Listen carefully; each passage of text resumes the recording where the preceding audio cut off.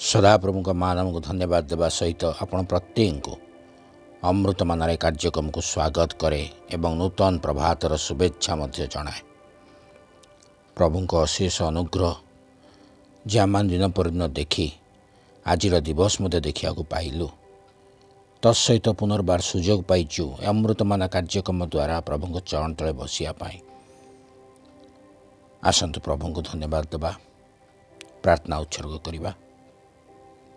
मंगलमय पिता धन्यवाद दूचु प्रभु सुंदर समय पाई, सुंदर दिवस पाई। हाँ प्रभु पुनर्बार सुजोग देल तुम चरण तले बसियापाई धन्यवाद दूचु। आज अमृतमान कार्यक्रम को तुम चरण तले रखुचु। आरंभ शेष पर्यंत तुम विद्यमान हुओ। आम प्रत्येक सभावर्ती परमेश्वर हुओ। आम मान को हजाओ लुचा तुम कथा कुह। उपस्थित प्रत्येक को बाहुल्य आशीर्वाद करो। प्रार्थना जीशु नाम रे मागुअछु, आमेन।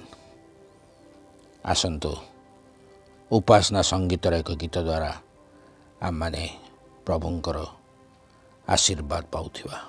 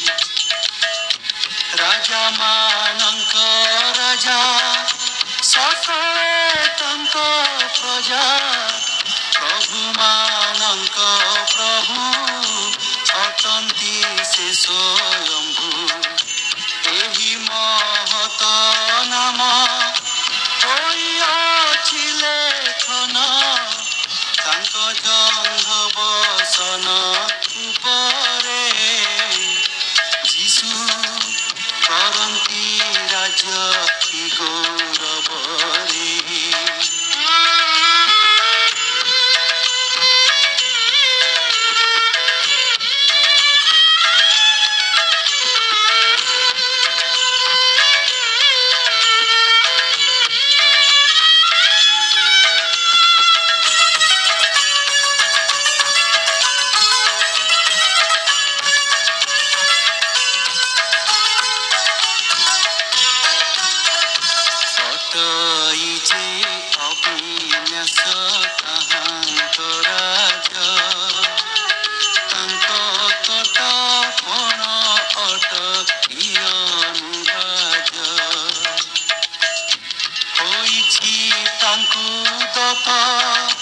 ସମୁଦାୟ ଜଗତ ମୃତ୍ୟୁ ପରଲୋକର ବଞ୍ଚିତାଙ୍କୁ ଅର୍ପିତ।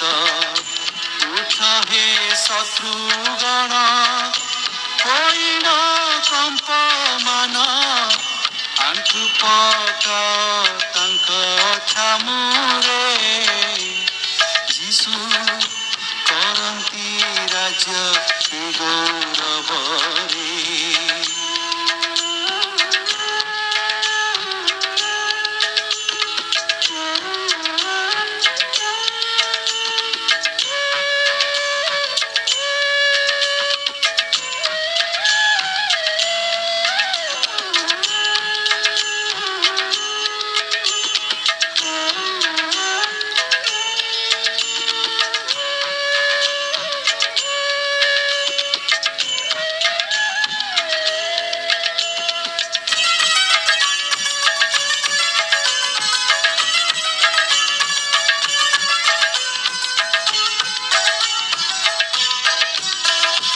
ଆସ ଭେଟି ଘେନୁ ଯୀଶୁ ରାଜାଙ୍କ ପାଶ, ସେହି କାଟନ୍ତି ପାପ ସୟତାନ ଫାଶ। ସେ ତ୍ରିପୁର ରାଜନ କର ତାଙ୍କ ସମ୍ଭ୍ରମ, କର ହେ ତାଙ୍କ ଅଗ୍ରେ ଦଣ୍ଡବତ ପ୍ରଣାମ। ସ୍ୱର୍ଗ କି ମର୍ତ୍ତ୍ୟପୁର ସର୍ବନିବାସୀ ଗଣ, ଉବୁଡ଼ ହୁଅ ତାଙ୍କ ଛାମୁରେ। ଯୀଶୁ କରନ୍ତି ରାଜ୍ୟ ଗୌରବରେ। ଯୀଶୁ କରନ୍ତି ରାଜ୍ୟ ଗୌରବରେ। ଆଣ୍ଠୁ ପକା ସର୍ବଦେଶୀ ଛାମୁରେ। ଯୀଶୁ କରନ୍ତି ରାଜ୍ୟ ଗୌରବରେ। ଯୀଶୁ କରନ୍ତି ରାଜ୍ୟ ଗୌରବରେ। ପ୍ରଭୁଙ୍କର ଗୌରବ ହେଉ। ଆସନ୍ତୁ ଆଜିର ଧ୍ୟାନ ମଧ୍ୟକୁ ଯିବା। ଆଜି ଯେଉଁ ବିଷୟ ନେଇ ଆମେ ଧ୍ୟାନ କରିବାକୁ ଯାଉଅଛୁ ତାର ପ୍ରସଙ୍ଗ ଅଛି ସଦାପ୍ରଭୁ କ'ଣ ଚାହାନ୍ତି। ସଦାପ୍ରଭୁ କ'ଣ ଚାହାନ୍ତି। ପବିତ୍ର ଧର୍ମଶାସ୍ତ୍ରରୁ ଗୋଟେ ଅଂଶ ପାଠ କରିବା। ମିଖା ଭବିଷ୍ୟତ ବକ୍ତାଙ୍କ ପୁସ୍ତକ ତାର 6 ପର୍ବ 8 ପଦ। ମିଖା 6 ପର୍ବ 8 ପଦ। ହେ ମନୁଷ୍ୟ, ଯାହା ଉତ୍ତମ ତାହା ସେ ତୁମ୍ଭକୁ ଜଣାଇଅଛନ୍ତି। ନ୍ୟାୟାଚରଣ, ଦୟା, ଭଲ ପାଇବା ଓ ନମ୍ର ଭାବରେ ତୁମ ପରମେଶ୍ୱରଙ୍କ ସହିତ ଗମନାଗମନ କରିବାର, ଏହା ଛଡ଼ା ସଦାପ୍ରଭୁ ତୁମ୍ଭଠାରୁ ଆଉ କ'ଣ ଚାହାନ୍ତି। ପୁନର୍ବାର ପଢ଼ିବାକୁ ଚାହେଁ। ହେ ମନୁଷ୍ୟ, ଯାହା ଉତ୍ତମ ତାହା ସେ ତୁମ୍ଭକୁ ଜଣାଇଅଛନ୍ତି। ନ୍ୟାୟାଚରଣ, ଦୟା, ଭଲ ପାଇବା ଓ ନମ୍ର ଭାବରେ ତୁମ ପରମେଶ୍ୱରଙ୍କ ସହିତ ଗମନାଗମନ କରିବାର, ଏହା ଛଡ଼ା ସଦାପ୍ରଭୁ ତୁମ୍ଭଠାରୁ ଆଉ କ'ଣ ଚାହାନ୍ତି। ପ୍ରଭୁ ଏ ପର୍ଯ୍ୟନ୍ତ ବାକ୍ୟକୁ ଆଶୀର୍ବାଦ କରନ୍ତୁ ଏବଂ ବୁଝିବା ପାଇଁ ଆମମାନଙ୍କୁ ଶକ୍ତି ପ୍ରଦାନ କରନ୍ତୁ। ମିଖା ଭବିଷ୍ୟତ ବକ୍ତା ଲୋକମାନଙ୍କୁ କହିବାକୁ ଚାହାନ୍ତି ଯେ ପ୍ରଭୁ କ'ଣ ଚାହାନ୍ତି। ପ୍ରଭୁ ଆମମାନଙ୍କୁ ମନୁଷ୍ୟ ଭାବରେ ସୃଷ୍ଟି କରି ଏ ଜଗତ ମଧ୍ୟରେ ରଖିଛନ୍ତି। ମନୁଷ୍ୟ ହେବାର ଅର୍ଥ ଗୀତ ସଂହିତା 8 ପର୍ବ 5 ପଦକୁ ଯଦି ଆମେ ପାଠ କରୁ, ସେଠାରେ ଲେଖାଯାଏ, ତୁମ୍ଭେ ମନୁଷ୍ୟକୁ ଦୂତଗଣଙ୍କ ଅପେକ୍ଷା ଅଳ୍ପ ମାତ୍ର ନ୍ୟୁନ କରିଅଛ ଓ ଗୌରବ ଓ ସମ୍ଭ୍ରମ ମୁକୁଟରେ ତାହାକୁ ଭୂଷିତ କରୁଅଛ। ମନୁଷ୍ୟ ଭାବରେ ଆମମାନେ ଦୂତମାନଙ୍କ ଠାରୁ ଅଳ୍ପ ମାତ୍ର ନ୍ୟୁନ। ତତ୍ସହିତ ଆମମାନଙ୍କୁ ପ୍ରଭୁ ସମସ୍ତ ପ୍ରକାରର ଗୌରବ ଓ ସମ୍ଭ୍ରମ ମୁକୁଟର ମଧ୍ୟ ଅଧିକାର କରିଛନ୍ତି। ଆମମାନଙ୍କୁ ଏହି ଜଗତରେ ସୁନ୍ଦର ଭାବରେ ଚଳିବା ନିମନ୍ତେ ପ୍ରଭୁ ଅନେକ ଉତ୍ତମ ଶିକ୍ଷା ଦ୍ୱାରା ଆମକୁ ସଚେତନ କରିବା ସହିତ ପ୍ରସ୍ତୁତ ମଧ୍ୟ କରାନ୍ତି। କିନ୍ତୁ ଆମେ ଅନେକ ସମୟରେ ଏହି ସମସ୍ତ ବିଷୟକୁ ପାଶୋରି ଯାଉଛୁ। ବିଶେଷରେ ଆମମାନଙ୍କୁ ପ୍ରଭୁ ମନୁଷ୍ୟ ଭାବରେ ସୃଷ୍ଟି କରି ଆମଠାରୁ କ'ଣ ଆଶା କରନ୍ତି, ଏହା ଆମେ କଦାପି ଚିନ୍ତା କରିନଥାଉ। ଏହି ଜଗତରେ ବଞ୍ଚିବା ସମୟରେ ଆମେ ଆମର ନିଜର ସମସ୍ତ ସ୍ୱାର୍ଥକୁ ପୂରଣ କରିବା ନିମନ୍ତେ ସମସ୍ତ ପ୍ରକାର ଚେଷ୍ଟା କରୁଅଛୁ। ପ୍ରଭୁ ଆମମାନଙ୍କୁ ସମସ୍ତ ପ୍ରକାର ଆଶୀର୍ବାଦ କରି ଚାଲିଛନ୍ତି, ଯାହାଦ୍ୱାରା ଆମମାନେ ଜାଗତିକ ଭାବରେ ଅଧିକରୁ ଅଧିକ ବୃଦ୍ଧି ପାଉଅଛୁ ଏବଂ ପ୍ରଭୁ ଯେଉଁ ବିଷୟ ଚାହାନ୍ତି ଆମେ ସେହି ବିଷୟରେ ଦୁର୍ବଳ ହୋଇ ଚାଲିଛୁ। ମନେ ରଖିବା, ପ୍ରଭୁ ଆମମାନଙ୍କର ବାହିକ ରୂପ ଚାହାନ୍ତି ନାହିଁ।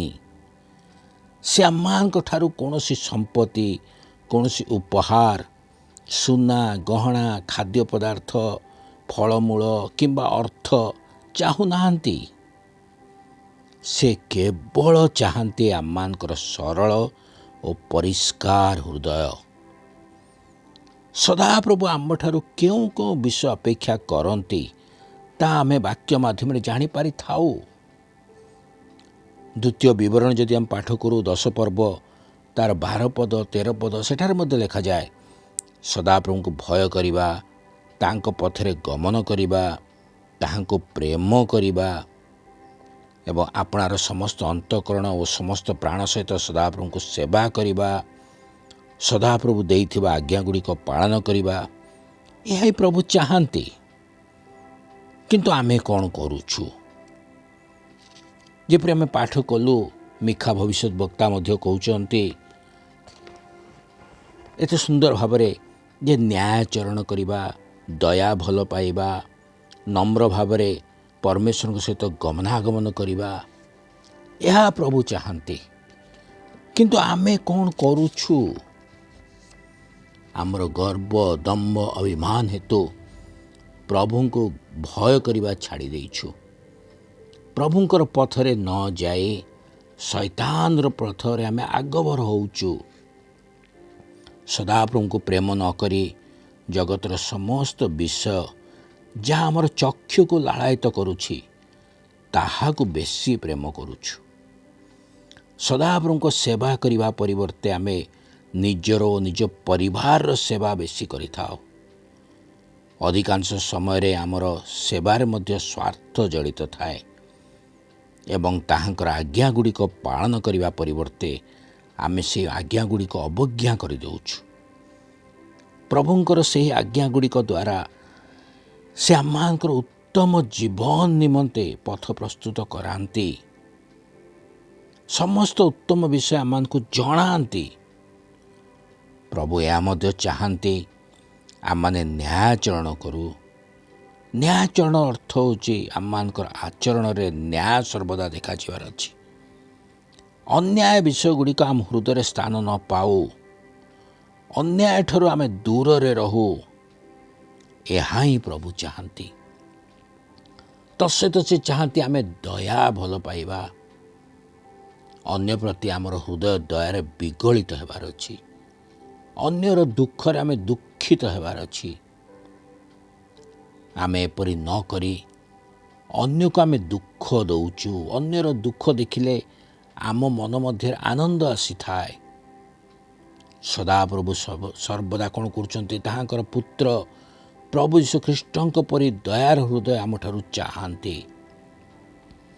ଏହାଛଡ଼ା ପ୍ରଭୁ ଚାହାନ୍ତି ଆମମାନେ ନମ୍ର ଭାବରେ ତାହାଙ୍କ ସହିତ ଗମନାଗମନ କରୁ। ତାହାଙ୍କ ସହିତ ଗମନାଗମନ କରିବାର ଅର୍ଥ ହେଉଛି ପ୍ରଭୁ ଶିଖାଇଥିବା ପଥରେ ଆମକୁ ଚାଲିବାକୁ ହେବ। ତାହା ମଧ୍ୟ ନମ୍ର ସହକାରେ। ନମ୍ରତା ହିଁ ଆମକୁ ସ୍ୱର୍ଗ ରାଜ୍ୟର ପଥ ଦେଖାଇଥାଏ। ସ୍ୱର୍ଗ ରାଜ୍ୟରେ କେବଳ ନମ୍ରମାନଙ୍କର ସ୍ଥାନ ଥାଏ। ଯେଉଁମାନେ ନମ୍ର ହୁଅନ୍ତି ସେମାନେ ସ୍ୱର୍ଗ ରାଜ୍ୟରେ ସ୍ଥାନ ପାଆନ୍ତି। ଏହା ବାକ୍ୟ ମାଧ୍ୟମରେ ଆମେ ପାଠ କରିଛୁ, ଯେଉଁଠାରେ ଆମେ ସଦାପ୍ରଭୁଙ୍କ ସହିତ ବାସ କରିପାରିବା ଏବଂ ତାହାଙ୍କ ସହିତ ଗମନାଗମନ କରିପାରିବା। ପ୍ରଭୁ ଯୀଶୁଖ୍ରୀଷ୍ଟ ମଧ୍ୟ କହନ୍ତି, ଯେ କେହି ସାନ ପିଲା ପରି ଆପଣାକୁ ନମ୍ର କରେ ସେ ସ୍ୱର୍ଗ ରାଜ୍ୟରେ ଶ୍ରେଷ୍ଠ। ଗୀତ ସଂହିତା 147 ପର୍ବ ଯଦି ପାଠ କରୁ 6 ଲେଖାଯାଏ, ସଦାପ୍ରଭୁ ନମ୍ର ଲୋକକୁ ଧରି ରଖନ୍ତି। ଗୀତ ସଂହିତା 149 ଗୀତ ତାର 4 ମଧ୍ୟ ଲେଖାଯାଏ, ସଦାପ୍ରଭୁ ନମ୍ର ଲୋକମାନଙ୍କୁ ପରିତ୍ରାଣରେ ସୁଶୋଭିତ କରନ୍ତି। ଏବଂ ହିତୋପଦେଶ 3 ଲେଖାଯାଏ, ସଦାପ୍ରଭୁ ନମ୍ର ଲୋକମାନଙ୍କୁ ଅନୁଗ୍ରହ ପ୍ରଦାନ କରନ୍ତି। ମନେ ରଖିବା, ପ୍ରଭୁ ଆମଠାରୁ ନମ୍ରତା ଚାହାନ୍ତି। ନମ୍ର ହେବା ଦ୍ୱାରା ସଦାପ୍ରଭୁ ଆମକୁ ଧରି ରଖିବେ। ସେ ଆମମାନଙ୍କୁ ପରିତ୍ରାଣ ପ୍ରଦାନ କରିବେ। ତତ୍ସହିତ ସମସ୍ତ ଅନୁଗ୍ରହ ଆମର ନିକଟବର୍ତ୍ତୀ ହେବ। ଆମେ କଦାପି ପାଶୋରିବା ନାହିଁ। ପ୍ରଭୁ ଆମଠାରୁ କ'ଣ ଚାହାନ୍ତି? ସେ ଆମମାନଙ୍କୁ ଜଗତର ସମସ୍ତ ସୁଖ ପ୍ରଦାନ କରିଛନ୍ତି। ତତ୍ସହିତ ଆମମାନଙ୍କ ନିମନ୍ତେ ନିଜର ଏକମାତ୍ର ପୁତ୍ରଙ୍କୁ ମଧ୍ୟ ଦାନ କରିଛନ୍ତି। ଆମେ କେବଳ ଆମର ସରଳ ଓ ପରିଷ୍କାର ନମ୍ର ହୃଦୟ ସଦାପ୍ରଭୁଙ୍କୁ ପ୍ରଦାନ କରୁଥିବା, ଏହା ହିଁ ପ୍ରଭୁ ଚାହାନ୍ତି।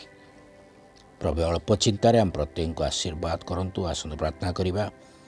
ଧନ୍ୟବାଦ ଦେଉଛୁ ପ୍ରଭୁ ତୁମରି ମହାନାମକୁ ସୁନ୍ଦର ବାକ୍ୟ ପାଇଁ। ହଁ ପ୍ରଭୁ, ଆମମାନଙ୍କୁ ଏହି ଜଗତରେ ମନୁଷ୍ୟ ରୂପରେ ତୁମେ ରଖିଛ। ଆମମାନଙ୍କ ପାଇଁ ସମସ୍ତ ସୁବିଧା ତୁମେ କରିଛ ପ୍ରଭୁ। ସମସ୍ତ ଆବଶ୍ୟକ ବିଷୟ ଆମକୁ ଯୋଗାଉଛ। କିନ୍ତୁ ପ୍ରଭୁ, ସବୁ ସୁଖ ପାଇବା ପରେ ମଧ୍ୟ ଆମେ ଆଜି ଚିନ୍ତା କରିନାଉ ଯେ ତୁମେ ଆମଠାରୁ କ'ଣ ଚାହୁଁଛ। ଦୟାକର ପ୍ରଭୁ, ଦୟାକର। ଏହା ବୁଝିବା ପାଇଁ ଆମମାନଙ୍କୁ ସାହାଯ୍ୟ ପ୍ରଦାନ କର। ତୁମେ କ'ଣ ଚାହୁଁଛ ଆମଠାରୁ ଏହା ଜାଣି ଯେପରି ଆମେ ଜୀବନ କାଟିପାରିବୁ, ସେହିପରି ଆମମାନଙ୍କୁ ଚାଳନା ପ୍ରଦାନ କର। ପ୍ରାର୍ଥନା ଯୀଶୁଙ୍କ ନାମରେ ମାଗୁଅଛୁ, ଆମେନ୍।